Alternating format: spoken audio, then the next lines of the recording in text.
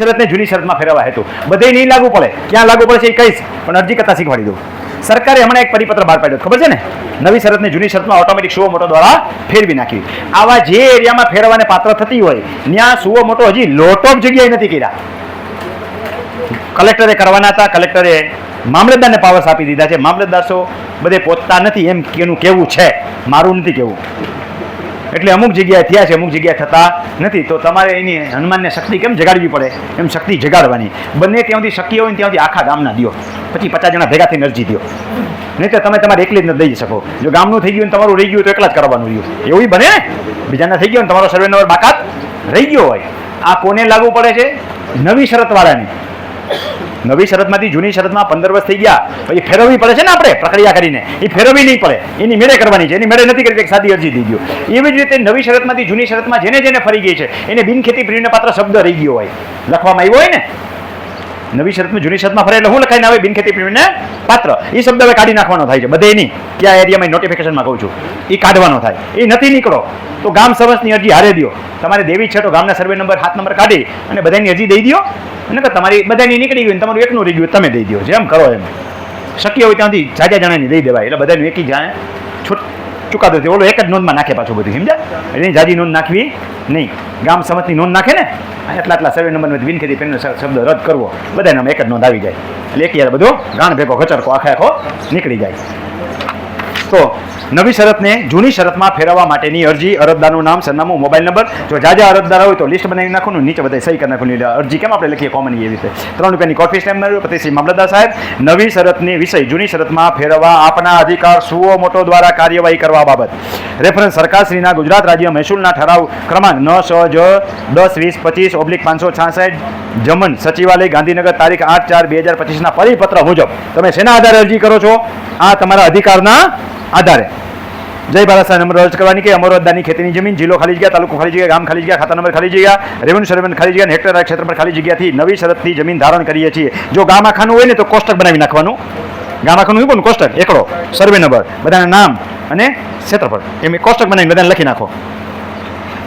જૂની શરતને નવી શરતમાં ફેરવવા નમ્ર અરજ કરીએ છીએ. આ સાથે અરજ કરવાની કે સરકારશ્રીના ઉપરોક્ત તારીખ 8/4 પરિપત્ર મુજબ નમ્ર અરજ કરીએ છીએ. પરિપત્રની વિગતો ઉપર આપણે નાખી દીધી છે 8/4. આ પરિપત્ર મુજબ વિશેષમાં અમે જાહેર કરીએ છીએ કે ક્યાં ક્યાં લાગુ પડશે.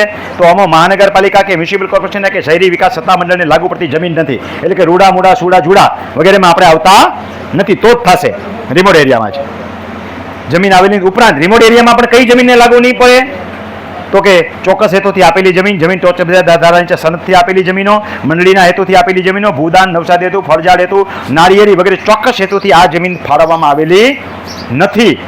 વ્યક્તિગત સાથણી હેઠળ ફાળવવામાં આવેલી છે. એક જ ને લાગુ પડશે. શેના માટે? વ્યક્તિગત સાથણીથી ફાળવવામાં આવેલી જગ્યાઓ એના 15 વર્ષ પૂરા થઈ ગયા હોય સુઓ મોટો દ્વારા નવી શરતને જૂની શરતની જમીનમાં ફેરવવા ઘટતી કાર્યવાહી કરી રેવન્યુ રેકર્ડ 7 નંબરમાંથી નવી શબ્દ દૂર કરી જૂની શરત શબ્દ ઉમેરવા ઘટતી કાર્યવાહી કરવા નંબર અરજ કરીએ છીએ. તમારો હાથ નંબર જોડી દો અને અરજદારની સહી કરો. કોઈ પ્રકારના એફિડેવિટ કરવાની જરૂર નથી. હવે એવી જ રીતે તમારામાં નવી શરતમાંથી જૂની શરત થઈ ગઈ હોય અને બિનખેતી પ્રેમ્ય પાત્ર શબ્દ લખાઈને આવતો હોય તો આ જ અરજી છે. જ્યાં તમારે નવી શરત જૂની શરતની જગ્યાએ બિનખેતી લખવાનો છે, એ અરજી પણ તમને કરતા શીખવાડી દો.